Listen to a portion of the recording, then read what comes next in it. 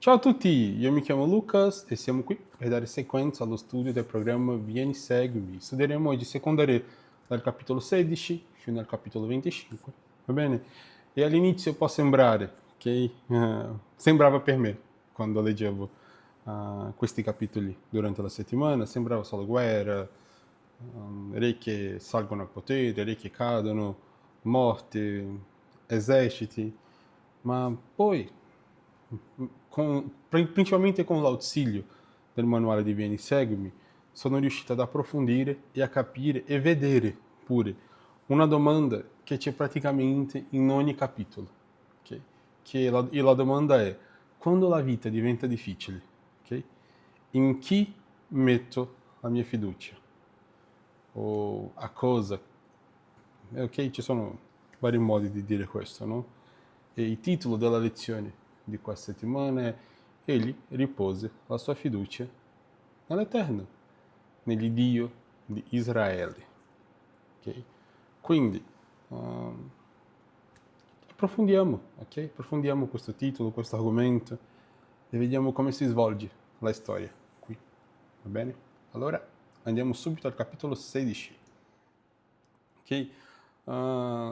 Prima di entrare nei capitoli che studieremo davvero a fondo, ok? Vorrei darvi una cornice, un riassunto, perché il libro di Seconda Re copre più di un secolo di storia. Okay? E Vieni Seguimi si concentra solo su alcuni episodi. Vi racconto brevemente quello che succede negli altri capitoli, ok? Così avete il quadro completo, va bene? Nel capitolo 16, che non viene approfondito, no? Ci presenta Acaz, re di Giuda, e non è un buon esempio. Invece di confidare nel Signore, Acaz cerca un'alleanza politica con la Siria e arriva persino a costruire a Gerusalemme un altare copiato da quello di Damasco. È l'immagine di un re che cerca sicurezza fuori dal Signore. Ed è proprio il contrasto che rende così bella quella storia di suo figlio Ezechia, e parleremo molto di Ezechia durante la lezione, va bene? Il capitolo 17 racconta un episodio, un momento tristissimo, non? Racconta la caduta del regno del nord di Israele sotto l'impero assiro. Okay? Il capitolo è chiaro sul perché, è perché il popolo aveva abbandonato l'Eterno per adorare altri dei, e nonostante gli avvertimenti ripetuti dei profeti. Okay? Le 10 tribù vengono disperse tra le nazioni. È un avvertimento molto severo qui. Okay? Ma c'è un suggerimento di lettura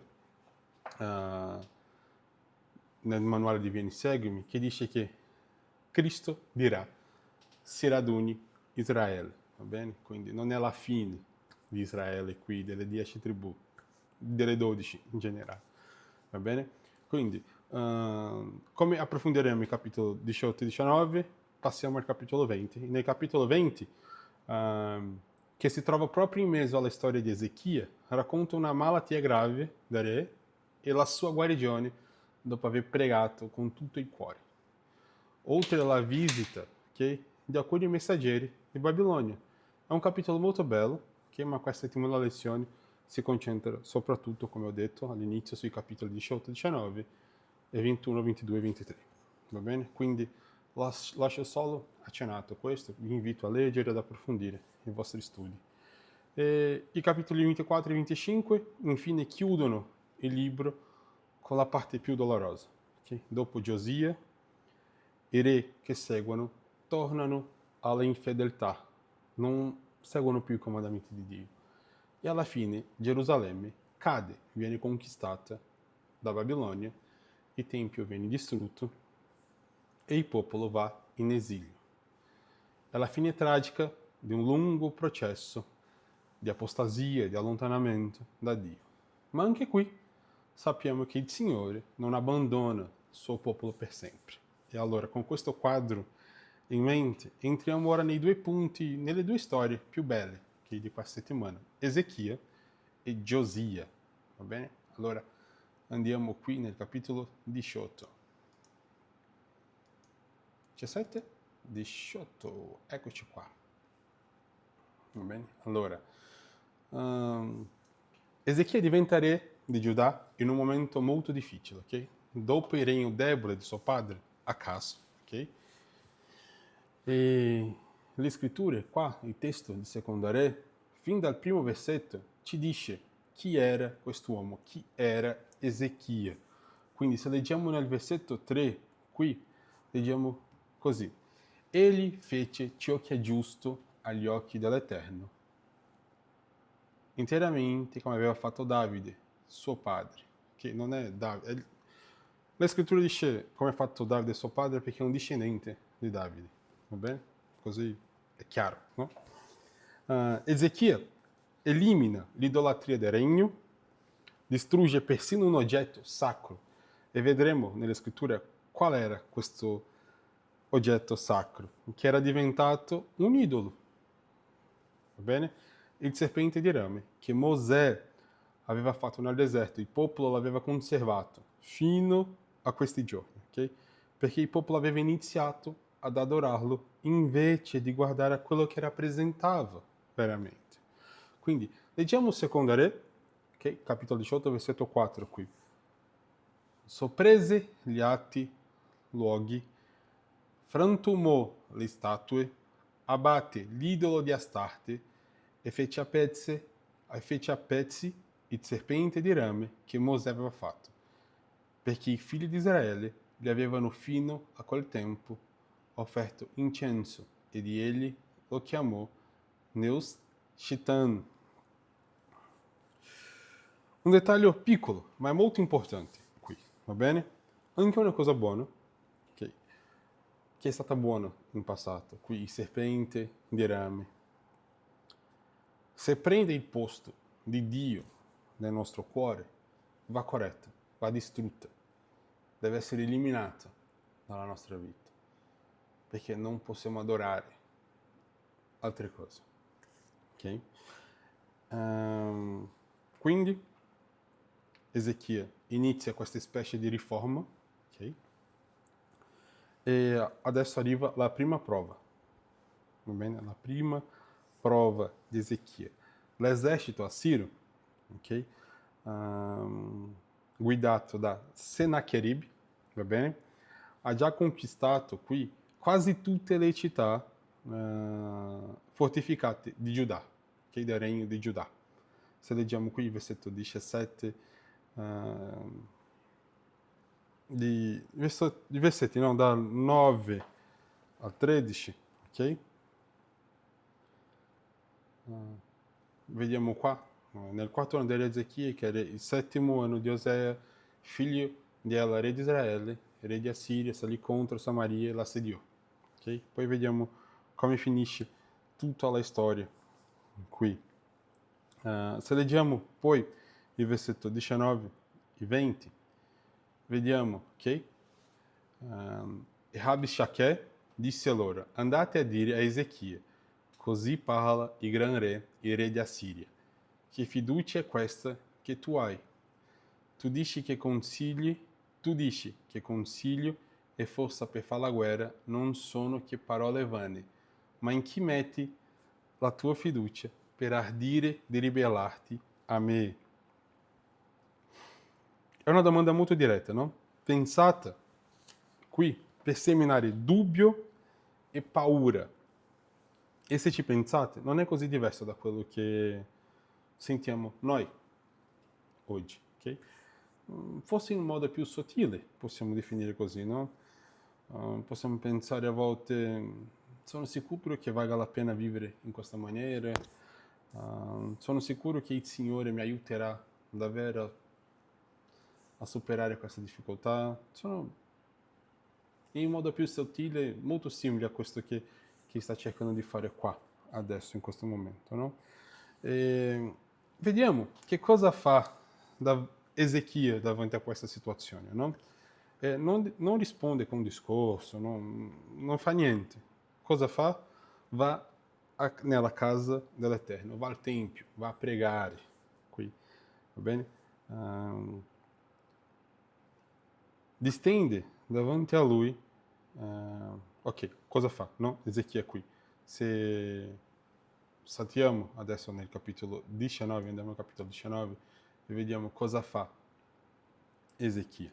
Ok? Ezechia, ok? Ha ricevuto una minaccia e cosa fa? Va al Tempio e distende, ok? Davanti a lui, davanti a Dio, la lettera minacciosa, ok? E prega, che vediamo qua nel versetto 14. Ezechia, ricevuta la lettera per mano dei messi, la lesse, poi salì alla casa dell'Eterno e la spiegò davanti all'Eterno. È molto bello qui perché quello che fa è portare a Dio la sua difficoltà. No? È può servire di esempio anche a noi oggi, quando ci troviamo in un momento di difficoltà, la prima cosa che dobbiamo fare è rivolgersi all'Eterno e presentare a Lui il nostro problema.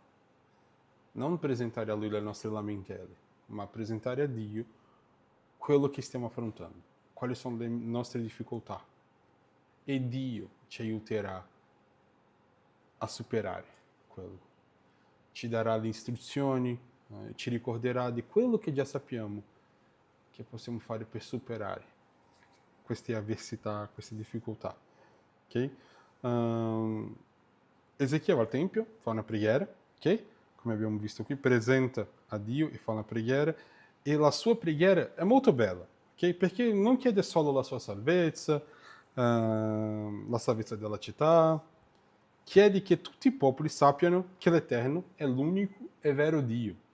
Quindi, leggiamo qui, ok? Nel versetto 19.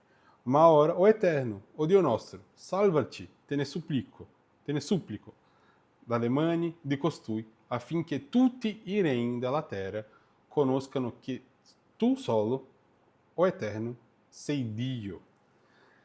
Ah, è molto bella questa preghiera, no? E il Signore risponde attraverso il profeta Isaia, che manda un messaggero e quella stessa notte l'esercito assiro viene colpito in modo straordinario e si ritira.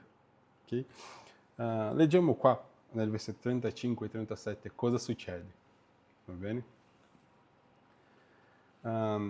E quella stessa notte avvenne che l'angelo dell'Eterno uscì e colpì nel campo degli Assiri 150.000 uomini. E quando la gente si alzò la mattina, ecco, erano tutti cadaveri. Allora, Senacherib, re di Assiria, levò il campo, partì e se ne tornò a Ninive, dove rimase. E avvenne che, mentre ele stava adorando nella casa di suo dio, Nishiroch, i suoi figli Adram, Melech e Sarezé lo uccisero a colpi di spada e si rifugiarono nel paese di Arat. E Sharadon, suo figlio, regnou al suo posto.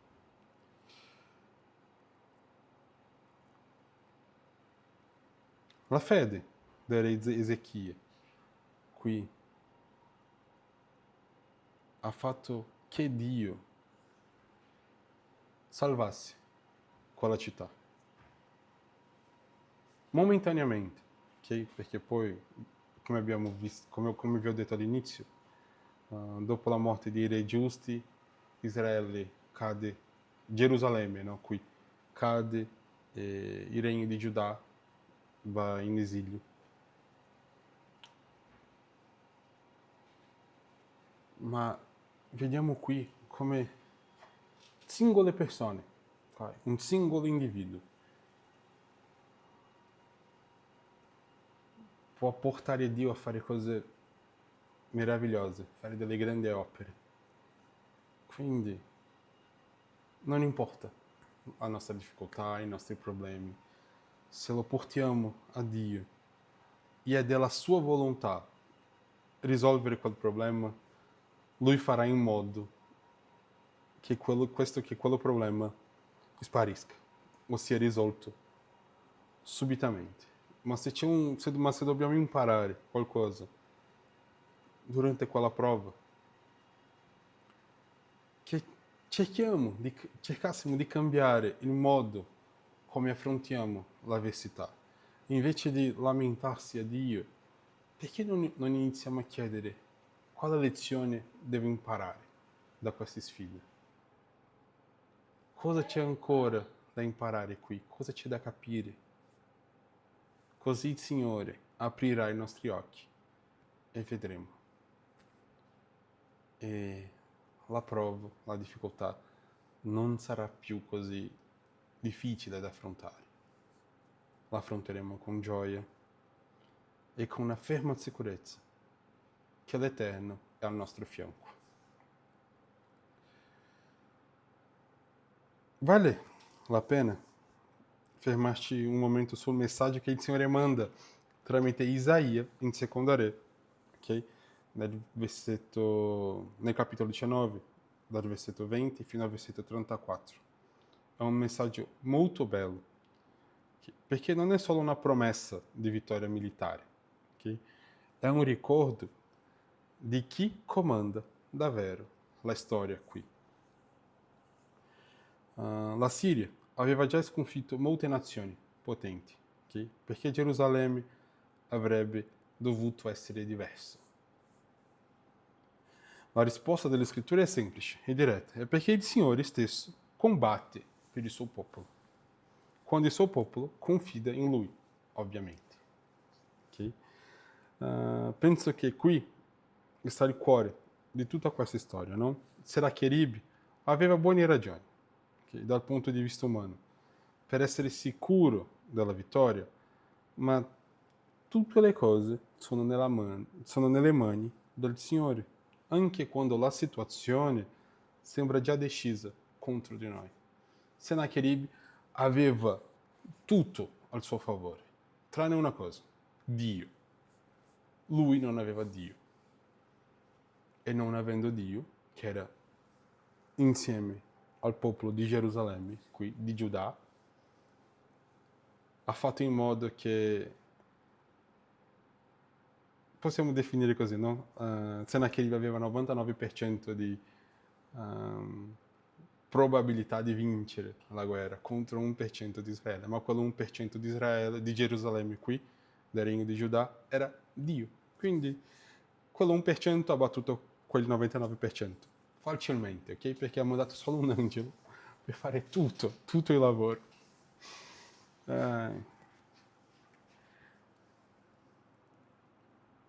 Vi faccio una domanda che vorrei lasciarvi per il vostro studio personale, no?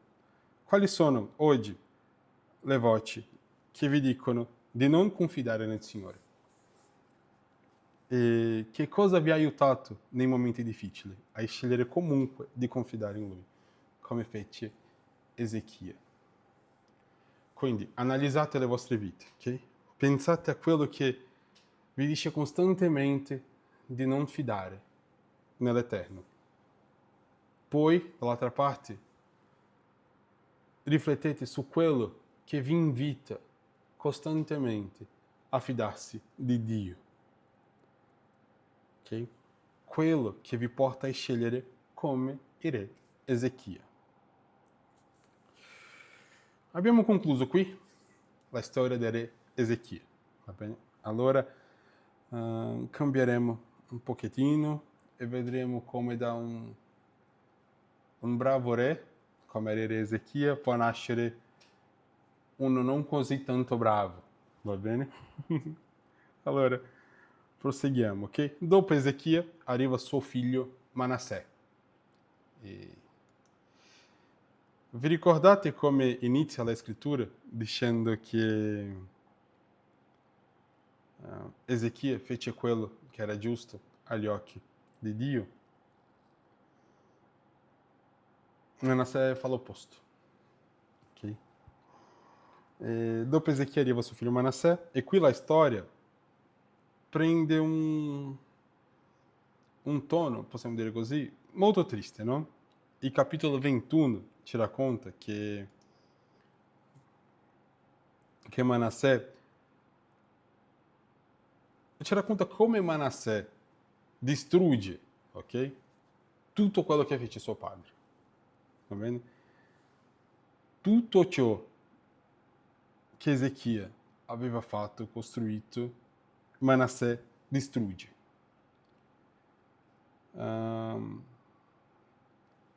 O meglio, cambiamo così, ok? Tutto quello che Ezechia aveva distrutto, ok? Come i simboli, gli altari per gli dei cananei, ok? Tutto quello lì, Manassè ricostruisce qui.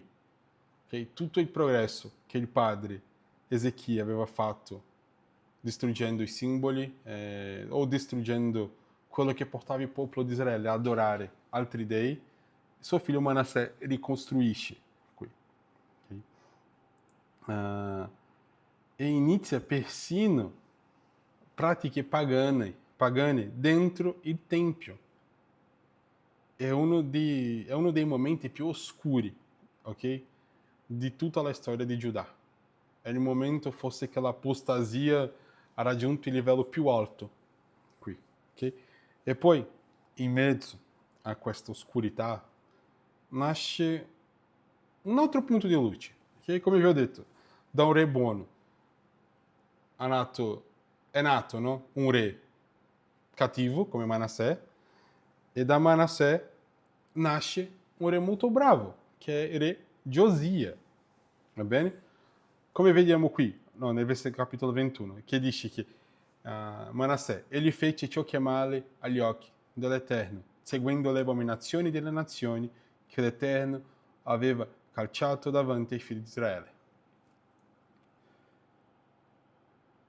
Durante il suo regno, ok? E qui andremo già al capitolo 22, perché parleremo già di Giosia, va bene? Il profeta Manassè, allora per riassumere, tutto il progresso di Ezechia, Manassè distrutto, e da Manassè nasce Giosia che porta il popolo di Giuda qui a seguire Dio di nuovo, ok?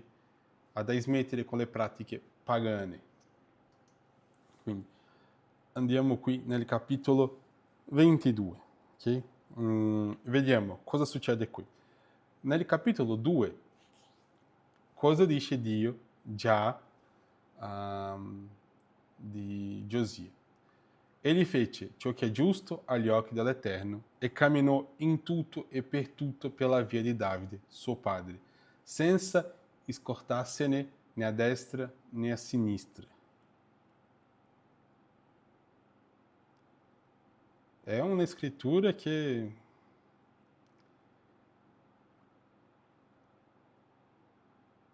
porta a riflettere, che porta le persone a riflettere, sai?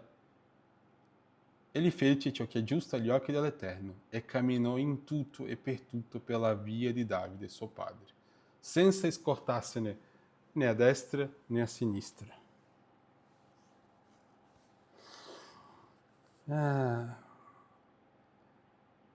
Vorrei che le persone potessero dire questo riguardo a me nel futuro, ma ovviamente sto molto lontano di essere come Giosia, no? Nessuno è perfetto. Durante il suo regno succede qualcosa di straordinario, okay, del regno del re Giosia. Giosia ordina di restaurare il Tempio e mentre gli operai lavorano, il sommo sacerdote Chilchia trova qualcosa che era andato perso, il libro della legge di Mosè. Okay? E non sappiamo quale libro ha trovato. Bene, non sappiamo se ha trovato Deuteronomio, non sappiamo se ha trovato Esodo, non sappiamo quale libro della legge ha trovato, che se ha trovato Levitico o no, non sappiamo. Ok? Ma sappiamo che ha trovato un libro della legge di Mosè. O forse erano tutti i libri insieme. E fermatevi un attimo a pensare, no? Nel versetto 8. Allora il sommo sacerdote Ichicchia disse a Shefan, lo scrivano, ho trovato nella casa dell'Eterno il libro della legge. Ok? Qui. Le scritture, no? Come ho detto, fermatevi un attimo a pensare a questo, no? Le scritture nel Tempio stesso si erano perse. Okay? Nessuno la leggeva più. Nessuno le cercava. E quando Giosia le sente lette ad alta voce, la sua reazione è immediata. Okay? Vediamo qua cosa fa Giosia dopo aver letto le scritture. Okay? Quando il re ebbe udito le parole del libro della legge, si stracciò le vesti.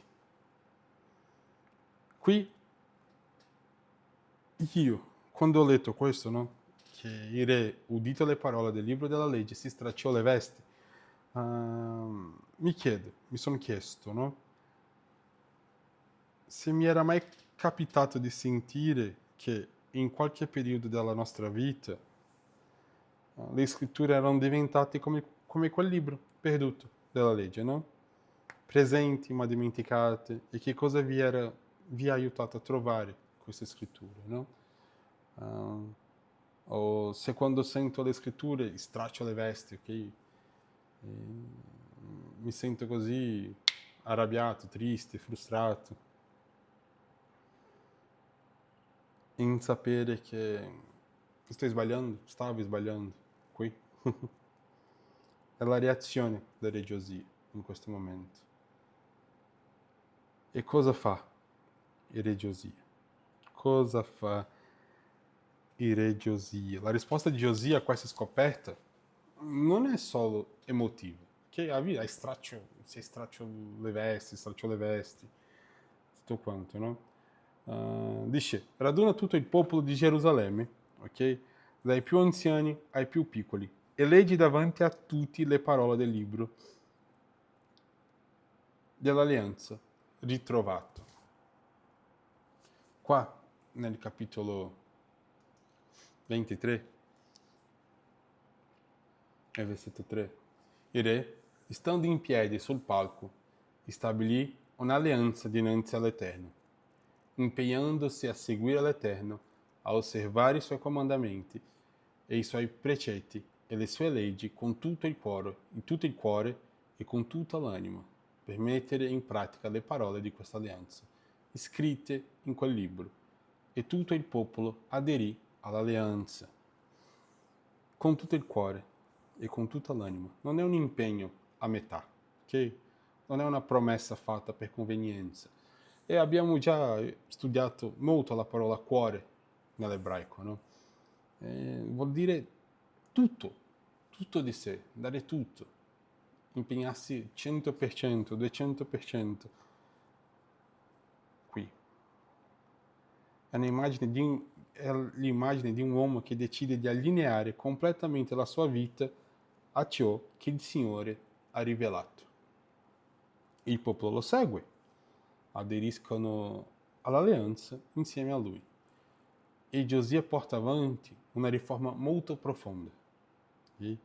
Elimina la idolatria da tutto il regno, restaura l'adorazione corretta nel Tempio, celebra una Pasqua come non si celebrava da generazioni. Qui possiamo trovare tutto questo dal versetto 4 fino al versetto 24 del capitolo 23. Il presidente Kimball ha definito questa storia uno degli episodi più belli delle scritture. E penso che... E chi sono io per pensare che il profeta ha ragione, no? Ma penso che lui abbia ragione qui, perché ci mostra qualcosa di molto incoraggiante qui. Anche dopo un periodo lungo di allontanamento, di apostasia, il regno oscuro di Manassè, è possibile un ritorno pieno, sincero, con tutto il cuore. Molti di noi, sai, abbiamo iniziato come re Ezechia, abbiamo avuto un periodo di apostasia come il regno di Manassè, e possiamo ritornare in gloria come re Giosia, al pieno, avere veramente una comunione con Dio, perché non c'è peccato, non c'è allontanamento che sia capace di allontanarci dall'espiazione di Cristo. È sempre lì. Tocca a noi stendere la mano e toccarla. e usarla quotidianamente nella nostra vita. Sai, la lezione di questa settimana è una lezione molto bellissima, molto, molto bella, molto bella. Sai, Ezechia e Giosia sono due uomini diversi, in momenti diversi, ma con qualcosa in comune, entrambi in mezzo alle circostanze difficili, un assedio militare, un'eredità spirituale compromessa, scelgono di confidare nell'Eterno e di tornare a Lui con tutto il cuore. Come Israele e Giuda, anche noi facciamo scelte giuste e scelte sbagliate. E come Israele, come Giuda, facciamo più scelte sbagliate che scelte giuste. Sai? Nella storia di Israele e di Giuda, oppure studiando la genealogia di Cristo, okay? Vediamo come ci sono molti più re cattivi, come ci sono molto più persone cattive che persone buone nella genealogia di Cristo. Sono pochissime le persone che hanno avuto una storia positiva, ok? Ma non è perché stiamo affrontando un momento Manassè che non possiamo avere un momento Ezechia, un momento Giosia nella nostra vita. Quindi vi invito a leggere le scritture di questa settimana, ad approfondire la storia, a vedere, come dice il profeta Kimbo, no? Uno degli episodi più belli delle scritture. E vi lascio questo video, ok? Con il sacro nome di Gesù Cristo. Amen. Ciao ciao a tutti.